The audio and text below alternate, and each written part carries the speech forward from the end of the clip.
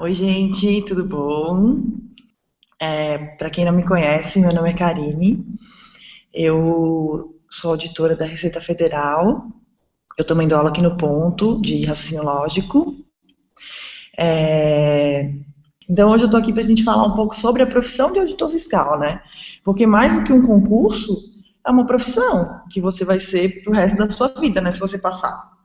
Então, eu tô aqui para pra gente dar uma olhada como é que é ser fiscal, o que que acontece no seu dia a dia, como é que é quando você entra e tal. Oi gente, eu não vou ficar lendo porque senão, né, eu sou loira, né, então eu não vou conseguir me concentrar. Mas depois eu dou uma olhada geral, tá? Então assim, até ser auditora demorou, né? Demorou muito.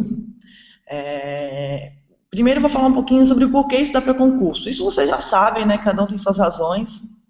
No meu caso, eu me formei, trabalhava em empresa e era bem na época da crise de 2008 e eu fiquei muito decepcionada, assim, com a vulnerabilidade, né? Eu via gente sendo demitida de uma hora para outra, o cara tinha 3 filhos e aí era demitido, assim, do nada, ou era mandado para uma outra cidade, aí a família inteira tinha que ir, enfim, eu ficava assustada com isso, eu não queria isso. Aí eu resolvi que eu ia estudar para concurso. Aí, bem naquela época, eu estava que nem agora, crise, não vai ter concurso, vai ter concurso. Aí eu resolvi começar a estudar, e aí o ministro Paulo Bernardo falou que não ia ter concurso. Ah, não, não vai ter concurso, não vai ter concurso. Aí eu falei, então eu vou desistir, né, de estudar, né? Fiz essa besteira. Aí comecei a procurar trabalho e tal, e aí foi que saiu a autorização do concurso da Receita Federal. Você vê, né? Eu tinha desistido de estudar e saiu a autorização do concurso, no meio da crise. Ou seja, esse papo de que não vai ter concurso, isso, aquilo, vai demorar. Eu não acredito nisso, assim, porque fiscal da Receita sempre vão precisar. Então, assim, se eu fosse você, eu não repetiria o erro que eu cometi, né? Eu continuaria estudando. Eu estudei muito tempo e tal, até o meu depoimento do concurso, né, de como eu passei, tá no Facebook, tá na minha página no Face, tá no Instagram, na hashtag depoimento Karine Valoris, então é só entrar lá, eu não vou ficar detalhando aqui.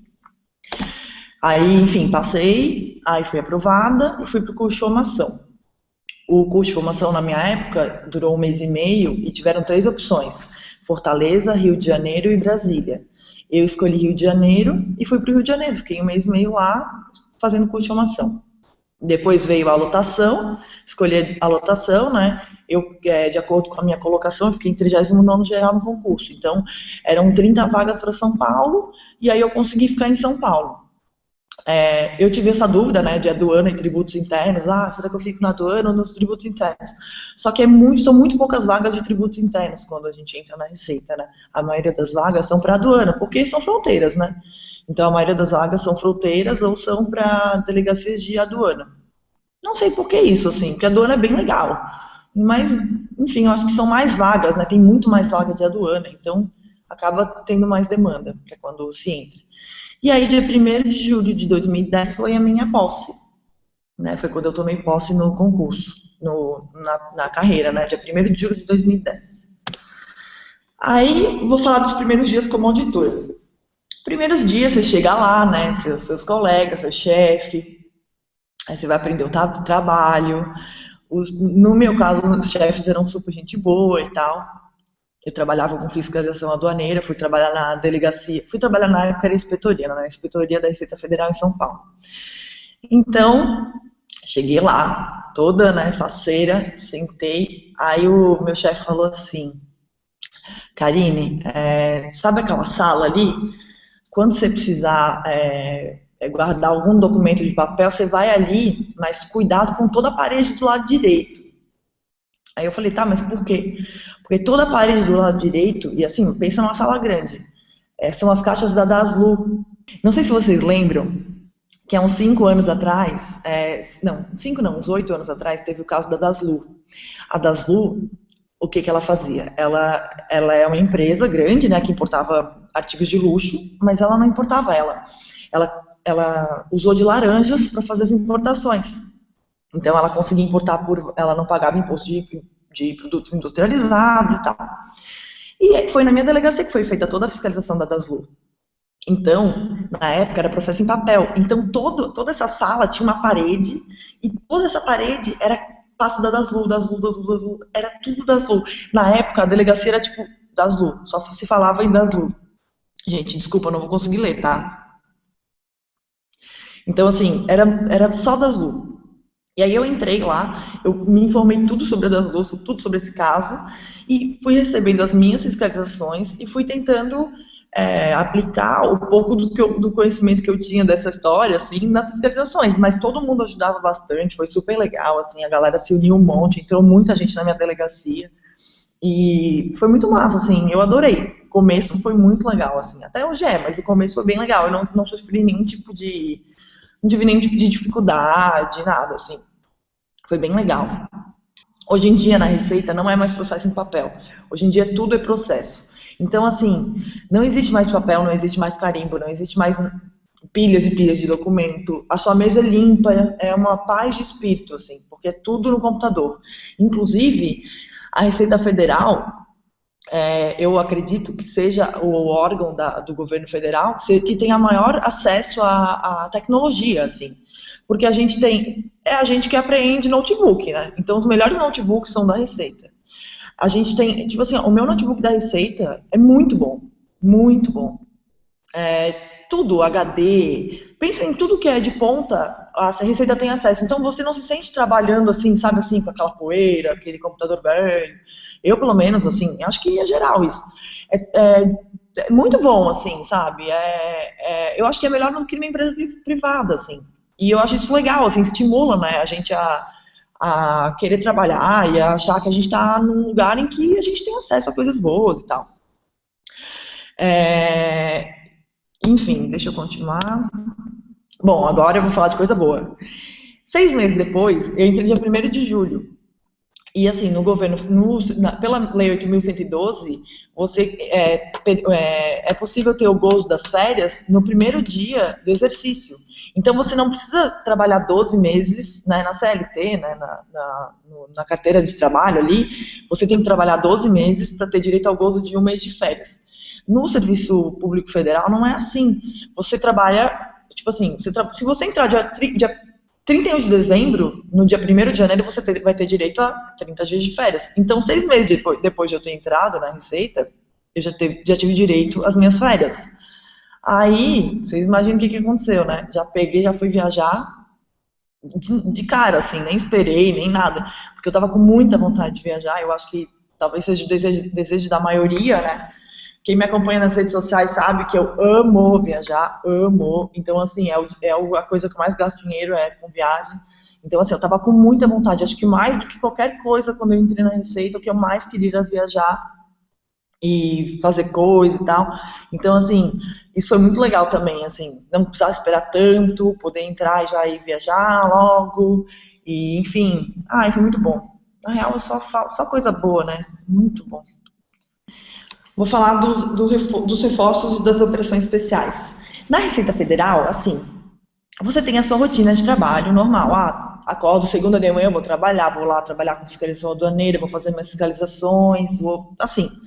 Mas você também é muito demandado para fazer coisas extras, assim. Você tem a oportunidade de ajudar outras áreas, de ajudar outras equipes. A gente vê toda hora na mídia, né, a Receita na Lava Jato, a Receita numa operação, a Receita no aeroporto. E eu estou na Receita há 6 anos, e isso já aconteceu várias vezes. E eu, como sou bem curiosa e bem, assim, odeio, não é que eu odeio, mas eu gosto de variar o meu trabalho, assim, eu já participei de várias coisas. Então, vou contar um pouquinho dessas coisas. Primeira coisa que eu vou falar aqui é sobre o reforço para a Copa do Mundo. Quando chegou na Copa do Mundo de 2014, deixa eu voltar para falar com vocês, né? Eu resolvi que eu queria participar do reforço. Estão me vendo? Quando eu estava em 2014, era a Copa, aí me mandaram um e-mail e falaram assim, quem quer participar do reforço da Copa no aeroporto de Guarulhos? Aí eu falei, eu quero. Quero ter essa experiência de trabalhar no aeroporto de Guarulhos. Aí eu fui, trabalhei 3 meses no aeroporto de Guarulhos. Aí, assim, é totalmente diferente. você trabalhar todo dia no escritório, no computador, atender contribuintes de vez em quando, tal. E tá ali, chega um voo, você vai atender, você vai abrir mala, você vai lidar com pessoas ali que chegam cansadas de um voo, né? É muito. Imagina, quando a gente volta de viagem já é bem complicado, assim, né? Você tá ali, aí o cara manda você ir lá abrir sua mala. Meu, é um saco. Então, o fiscal, ele tem que lidar com esse tipo de pessoa. Aí, enfim, na primeira noite que eu tava lá, o esquema de trabalho no aeroporto é assim: você trabalha 24 horas e folga 3 dias. Ou seja, você trabalha 24 horas e folga 72. Claro, você, no horário que não tem voo, você pode dormir ali, tem umas salinhas e tal para dormir, tem cama e tal. Mas são 24 horas trabalhando. Aí eu tava lá de madrugada com o. Eu não lembro o nome desse colega. Acho que era, não lembro, enfim. Ele era analista, inclusive, assim, eu não, quando eu tava quando antes de passar eu via as pessoas falando de analista, auditor e rixa, eu nunca vi nada assim, juro por Deus. Eu trabalho com vários analistas, eu adoro trabalhar com analista. Eu acho que, sabe, nem tem diferença assim. Sinceramente, não tem diferença. É um fiscal, sei lá, é um colega igual, assim, não tem diferença. Enfim, aí tava no aeroporto e esse colega, ele era analista e ele era tipo um gênio, assim, sabia tudo, tudo de aeroporto, tudo de mala, tudo.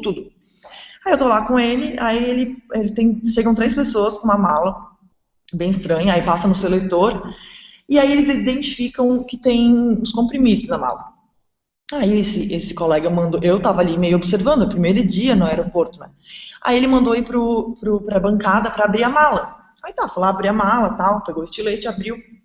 Pegou o estilete não, né? Nesse nível já ainda tava tipo, abre a mala. Aí pediu pro cara abrir a mala, você nunca vai abrir a mala do cara. Você pede, o senhor pode abrir sua mala? Aí vai lá, abre a mala. Quando abre a mala, é só flor de plástico, assim, um monte de flor de plástico. Um monte, uma flor de plástico com um miolo, assim, gordinho, mas um monte de flor de plástico. Aí tá. Aí ele pegou, ele assim, olha, eu vou ser obrigado a abrir uma flor dessa. Quando ele abriu a flor, tipo assim, ele abriu uma, mas era assim com todas. Um monte de comprimido azul. Viagra. Assim, a gente não pode dizer que é Viagra, né? A gente não é perito ali. Quem tá ali não é perito. O fiscal ali não é perito. O analista também não. Então eu não posso olhar e falar assim, isso aqui é Viagra. Eu posso falar assim, isso aqui se assemelha a Viagra. E pela quantidade, você não pode trazer isso como bagagem acompanhada.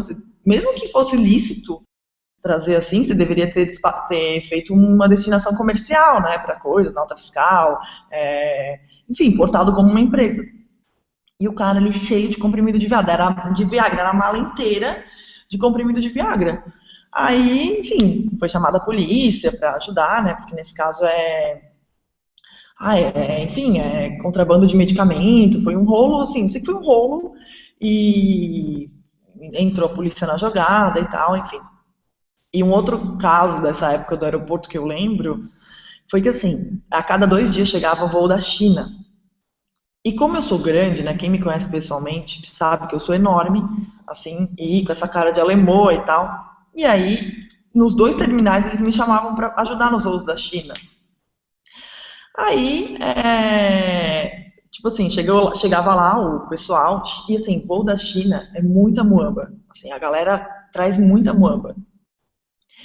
Aí, tô lá, ajudando no voo da China e tal, abrindo mala e um monte de bolsa falsa, sapato falso, relógio falso, tudo falso, assim, mas a gente não pode dizer que é falso, a gente pode falar assim, olha, isso aqui se assemelha a uma bolsa da Chanel, mas com suspeita de falsidade e tal. Porque, assim, aí coloca lá uns indícios, tipo assim, o aroma, o cheiro de cola, enfim. Aí tu tá lá trabalhando, e um dos passageiros, assim, que era chinês, né? Assim, voo da China, muito chinês, eles não falam português, eles não, assim, zero, zero. Aí, tava lá com a mala e cheio de bolsa da Chanel falsa, tava lá, e ele pega o celular e começa a falar no celular. Aí eu falo, meu senhor, o senhor não pode falar no celular. Aqui é um recinto alfandegado, você não pode falar no celular. Aí, ele dá um tapa na minha mão. Tipo assim, assim, senhor, o senhor não pode. Aham. tapa na minha mão. Aí esse meu colega analista, que era minha dupla ali, né? Na hora, pegou o japonês, ligou pra polícia, a polícia foi ali, o cara saiu algemado. E eu, tapa na mão, acredita? Você vai trabalhar, você tá cansado, 24 horas trabalhando e ainda leva um tapa na mão. Meu, esses voos da China são muito complicados, assim, é muita gente. O pessoal, assim, é uma cultura totalmente diferente, assim, a cultura oriental é uma cultura muito diferente. Teve um caso também que eu abri a mala e tava muito fedida, muito fedida. Aí eu comecei a procurar o que tinha lá dentro, assim, né? Era um ovo embalado, assim, um ovo inteiro, assim, com casca. Era um ovo podre. Eu não sei, assim, se tem alguém aí que conhece. Eu não tô lendo, tá, gente? Eu não sei aí se tem alguém que conhece e tal. Mas na China, eles têm essa iguaria que é de enterrar um ovo cru, que fica tantos dias embaixo da terra, até chegar num estado de, não sei se decomposição ou o que que acontece, e aí se come, é uma iguaria, assim. E, assim, as pessoas tentam trazer, o mundo inteiro tentam trazer. O francês tenta trazer queijo, o suíço tenta trazer queijo, o americano tenta trazer chocolate, enfim. E lá na China tem essa iguaria e eles tentando trazer esse queijo, esse ovo. E aí eu abri a mala, esse ovo lá. E ela ficou super chateada de eu não deixar ela entrar no Brasil com esse ovo. Tive que chamar o pessoal do MAPA, né? O MAPA é o Ministério da Agricultura que trabalha no aeroporto, tem um fiscal no aeroporto que ajuda, assim, qualquer tipo de caso. Teve um voo também que eu aprendi um pata negra. Pata negra é um presunto espanhol, assim, que é enorme e é caríssimo. E o cara trouxe na mala. É óbvio que aquilo ali não tem problema, assim, de contaminação e tal, né? É óbvio que não tem, mas não pode trazer nada de comida na mala, assim. Então, tive que chamar o pessoal do MAPA para aprender, vai para incineração, né? Para incinerar e tal. É uma tristeza, né? Você ver aquele pata negra bem lindo, assim, e ter que chamar o pessoal do MAPA. Mas esse caso do ovo foi bem. Porque assim, é muito fedido, muito fedido. Ah, horrível. Deixa eu voltar lá para o nosso PPT. As operações, deixa eu falar das operações também. Além de trabalhar no aeroporto de Guarulhos, eu participei de várias operações. Assim, você está trabalhando, aí chega um e-mail, ó, vai ter uma operação semana, sei lá, daqui 2 dias, que tem que estar 3 da manhã no hotel. Você não sabe nada sobre a operação. Você só sabe que você vai ter que estar no hotel X às 3 da manhã, que lá vai ter um briefing do que você vai saber, assim, do que é necessário, do que é a operação, tal. Você vai conhecer o policial que vai com você vai conhecer o seu colega, o seu outro colega da Receita que vai com você. Ninguém sabe quem vai, assim, é uma coisa meio. Você não sabe que colega vai, você não sabe que outros colegas da sua delegacia vão. Você só sabe que você tem que estar 3 da manhã no local. Aí chega lá, e aí você vai para uma palestra, tal, nananã. Aí lá vão dizer, olha, você vai com esse policial, nesse carro, desse jeito, esse é o trajeto.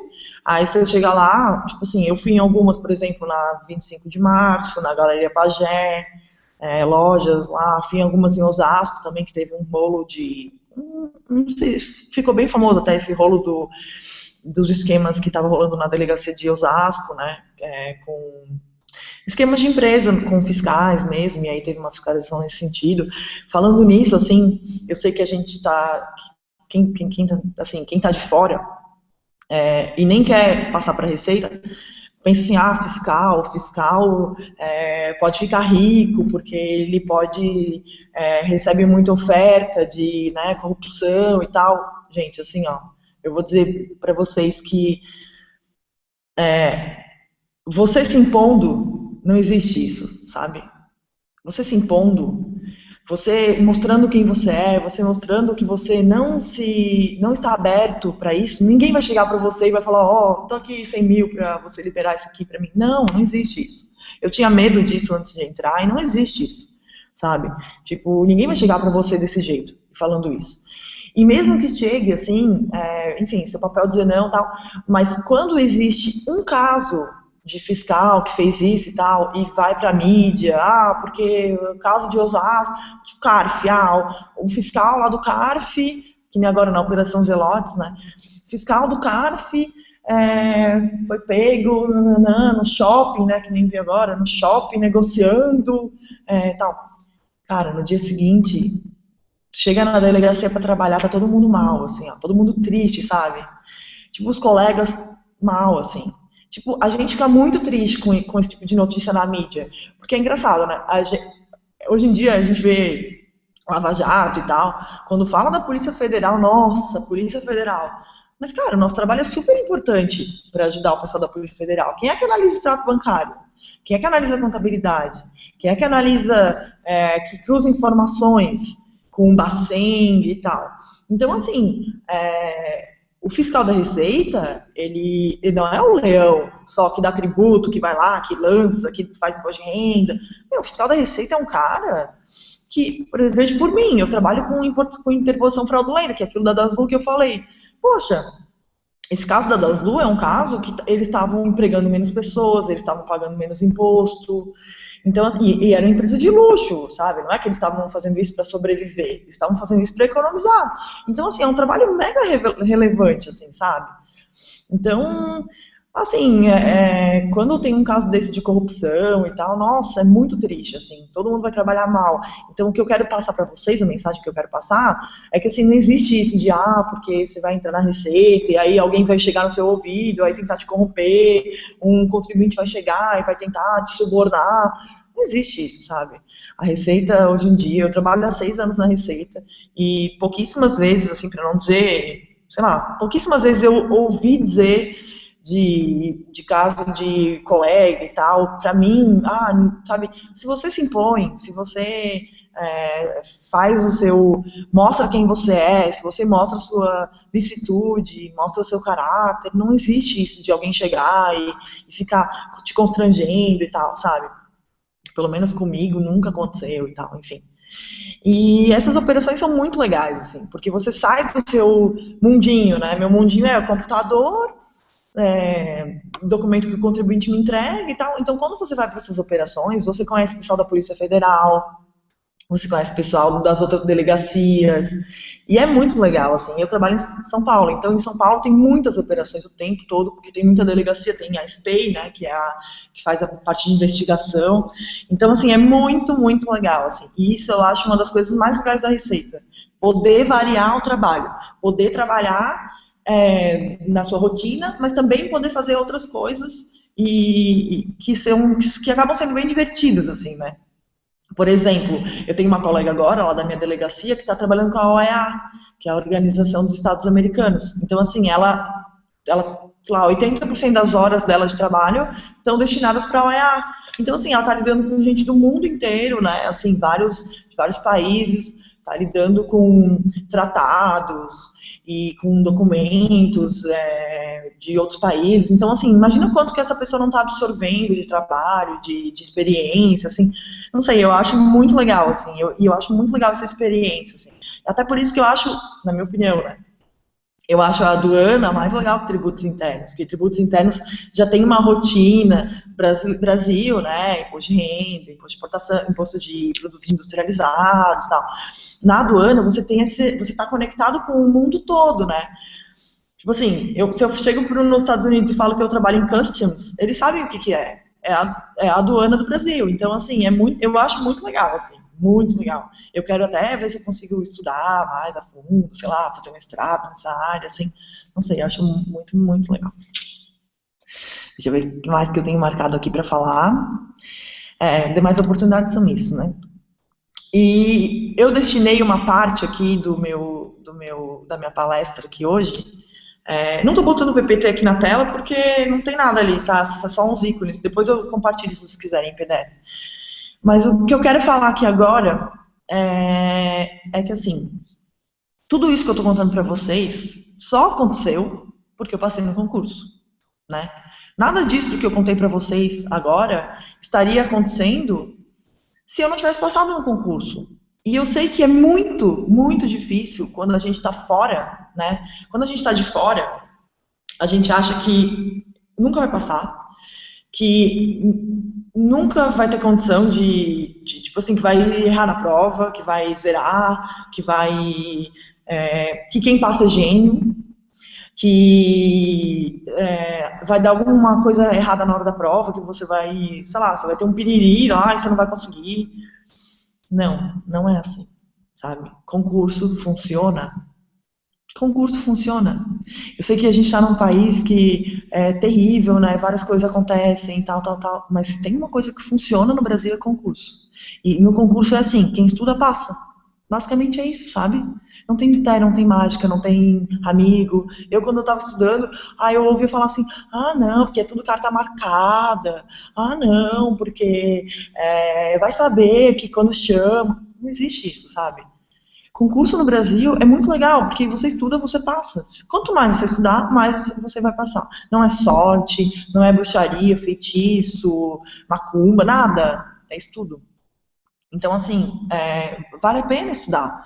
Vale a pena.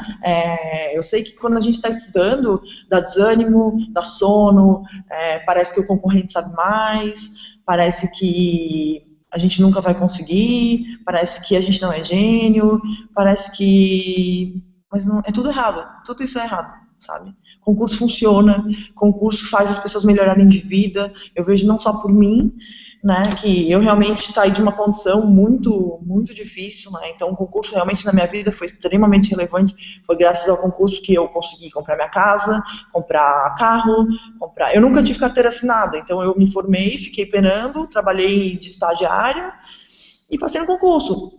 Então, assim, sei lá, tudo que eu tenho, assim, até me emociona mesmo, porque assim, tudo que eu tenho, eu devo aqueles meses e quase ano que eu fiquei estudando, sabe? Foi graças àquilo. Eu devo aos cursos do ponto que eu comprei naquela época, que eram difíceis de comprar. Naquela época não tinha parcelamento no cartão. Na verdade, naquela época eu não tinha cartão. Então, assim, tudo isso aconteceu porque naquela época eu resolvi me dedicar. Porque naquela época eu resolvi não dar bola porque os outros falavam. Porque naquela época eu resolvi focar. Porque naquela época eu resolvi investir o pouco que eu tinha para comprar material, para poder ficar estudando de uma forma mais tranquila, sabe? Para ter acesso aos melhores materiais. Então, assim, nada disso que eu estou falando hoje para vocês, de operações, de trabalhar, de viajar, nada disso teria acontecido se eu não tivesse me dedicado, me esforçado e passado no concurso, sabe? Então, assim, o que importa mesmo é focar e é ter determinação e é colocar na sua cabeça que você vai passar, que você vai entrar e fazer tudo para isso acontecer. Basicamente é isso, sabe? Porque não existe mágica, não existe amigo, não existe contato, não existe carta marcada, nada, nada, nada, nada. É mais fácil do que a gente imagina. O esforço é nosso, a meta tem que ser nossa. Não depende de ninguém. Não é assim, eu preciso entrar na empresa, mas eu preciso falar com fulano para ver se fulano me aceita lá. Não. Se você é baixinho, gordinho, magrinho, negro, japonês, chinês, amarelo, azul, loira, não tem, ninguém, não se pergunta isso no concurso. O que ele quer saber é se você sabe a questão de soma da PA e da PG que o professor Guilherme estava falando antes. Se você sabe aquela questão da delimitação do poder tributário, entendeu? É isso que conta. É isso que importa. E é nisso que vocês têm que focar. É nisso que vocês têm que se dedicar. É comprar material. Não digo comprar material, eu não estou aqui para ficar, sabe, vendendo ou jabá. Não é isso. É focar, é estudar, é sentar, é ficar lá 8 horas, 10 horas, 9 horas, 5 horas, 1 hora no metrô, no ônibus, onde der. Onde der. O concurso também não vai perguntar quantas horas você estudou por dia, quantas HBCs você fazia, se você estudou por ciclo, ou se você fazia uma matéria de cada vez, se você fazia revisão por mapa mental ou por exercício. Não vai perguntar. Você tem que saber. Então, assim, se alguém disser pra você, faz isso, você pensa, será que eu preciso fazer isso mesmo? Aí você começa, entendeu? Porque não existe, não, ninguém vai perguntar isso pra você. Então, assim, concurso é quem sabe, e pra saber tem que estudar. E pra estudar tem que investir tempo, recurso, e é assim que se estuda e é assim que se passa, sabe? Então, assim, eu acho que mais do que qualquer coisa, o que eu gostaria de dizer do fundo do meu coração para vocês, meu, sério, se vocês não levarem nada do que eu tô falando aqui hoje, não lembrarem de nada depois, por favor, vou até olhar para a câmera, lembrem que concurso funciona. E quando ficar difícil para você, lembre que está difícil para todo mundo. E que é a lei da sobrevivência da selva. Quanto mais você resiste, mais você se dá bem. Então, assim, por favor, a aprovação significa muita coisa, sabe? Significa estar na crise e o salário está pingando na sua conta todo mês. Eu não estou preocupada se eu vou ser demitida agora na crise ou não. Eu acabei de ter uma filha no meio da crise. Eu não estou preocupada se quando eu voltar da licença maternidade, eu vou estar com o meu trabalho lá ou não. Vai estar, sabe? E isso vale muito, muito a pena. Isso vale não dormir, isso vale estudar, isso vale se dedicar, isso vale pedir para o seu irmão, amigo, cuidar do seu filho, do seu cachorro, enfim. Isso vale organizar a própria vida para ter paz e tranquilidade para estudar, sabe? Então, é isso. Eu acho que mais do que qualquer coisa, se vocês não quiserem lembrar de nada do que eu estou falando, por favor, lembrem-se disso, sabe? Lembrem-se disso. Que estudar vale a pena, concurso funciona. Tá? Eu vou parar um pouco, eu estou até meio emocionada, eu vou ler as perguntas aqui. Tá? Alguém tem perguntas? Eu não sei mexer muito bem nisso aqui. Se alguém tiver perguntas e puder... Eu não sei arrastar isso aqui para baixo, mas se alguém tiver perguntas e puder me mandar... Eu vou te facilitar, Karina. Júlia, para ajudar. Algumas pessoas perguntaram a sua formação. Sim. Eu sou engenheira química e eu fiz administração. Eu fazia as duas faculdades juntas. Porque a minha história foi assim, tá? Eu vou contar para vocês. Isso até não está em depoimento nenhum. Eu não falei em lugar nenhum isso. Eu passei para engenharia elétrica, para fazer na Federal de Santa Catarina, que é aqui perto, inclusive, que eu estou em Floripa hoje. Aí eu passei no vestibular e comecei a faculdade, e eu não gostei, eu odiei engenharia elétrica e tal. Aí eu fiz vestibular para administração, e passei no vestibular, e comecei a faculdade de administração. E meus pais tinham uma empresa, e eles tomaram uma multa do fisco. Eles tinham uma empresa e eles tomaram uma multa do fisco estadual, do ICMS, uma multa altíssima, assim, altíssima. E eles tiveram que vender tudo que eles tinham para pagar essa multa. Então eu fiquei totalmente, tipo assim, minha família perdeu tudo que tinha.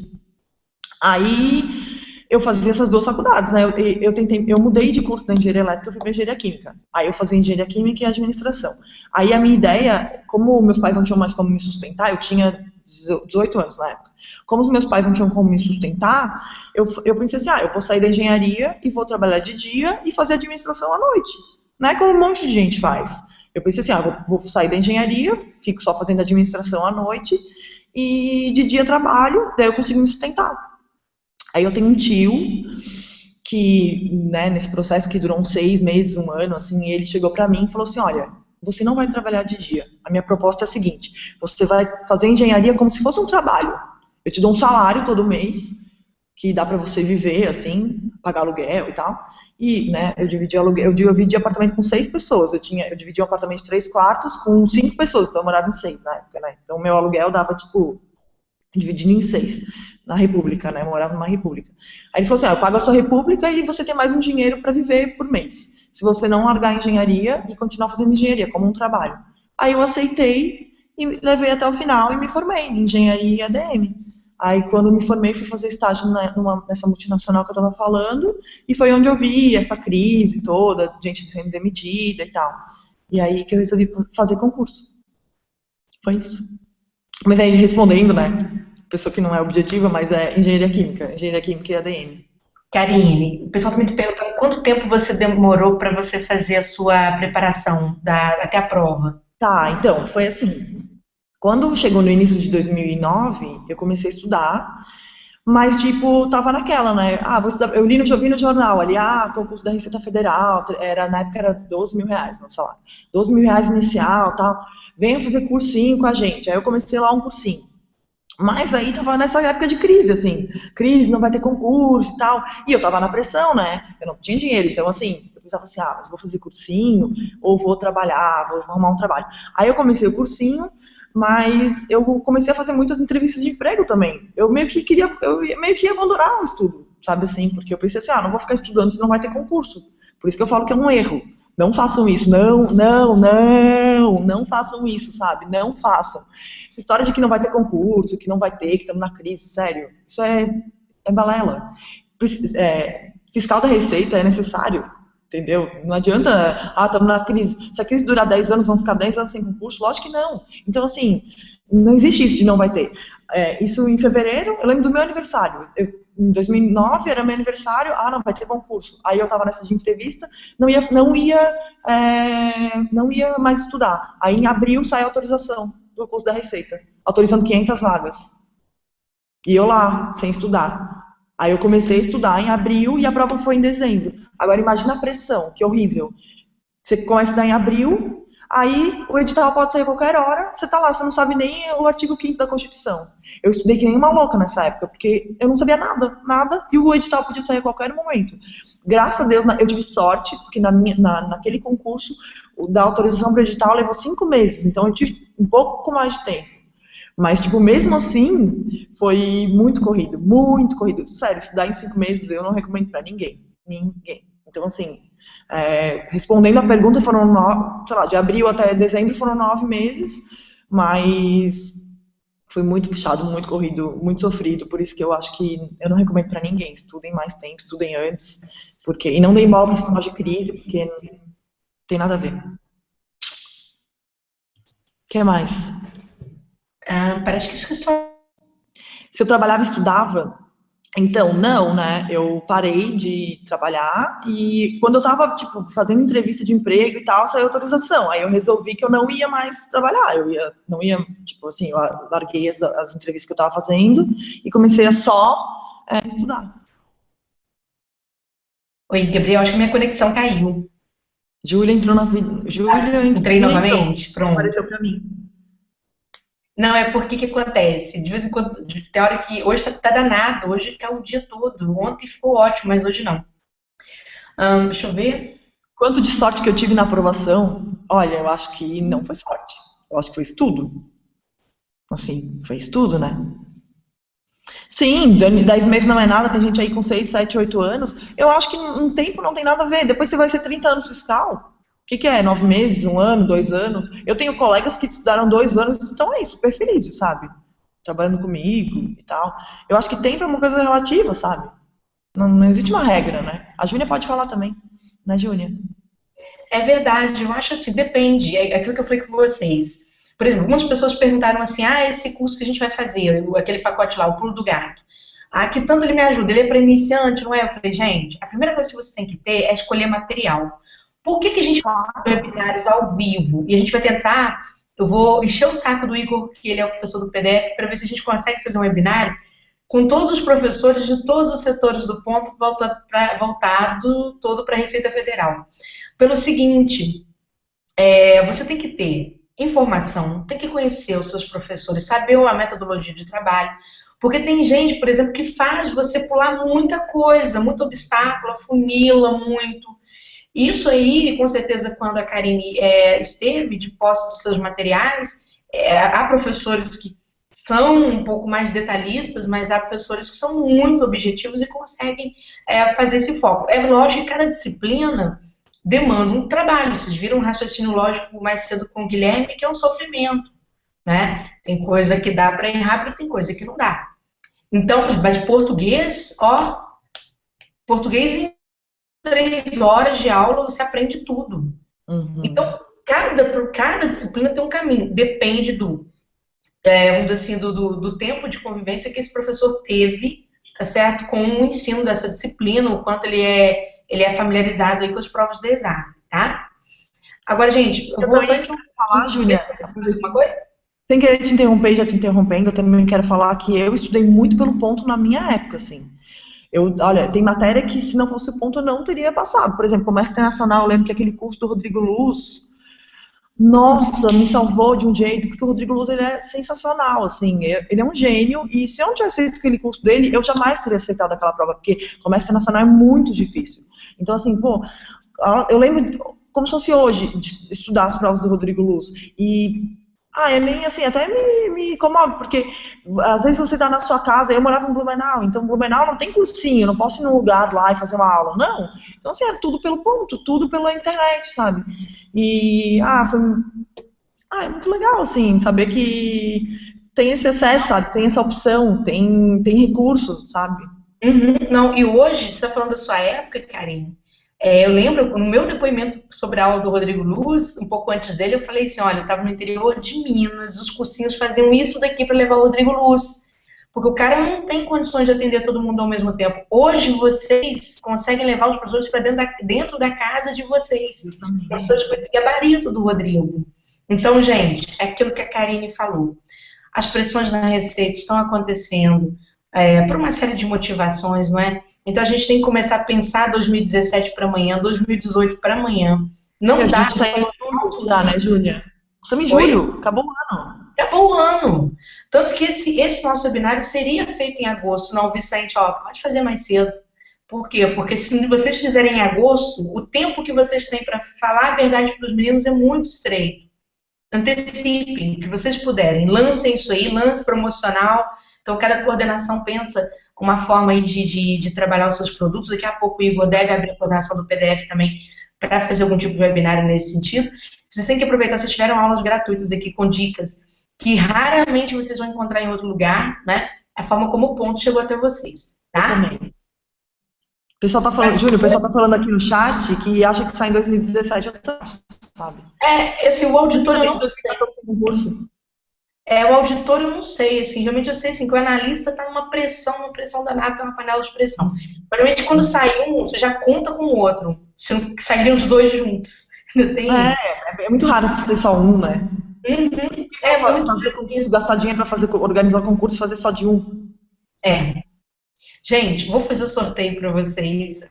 Karine, muito obrigada pelo seu depoimento aqui, foi divertido, foi emocionante, ajudou bastante, tirou uma parte do seu domingo para levar um pouco de luz para o pessoal.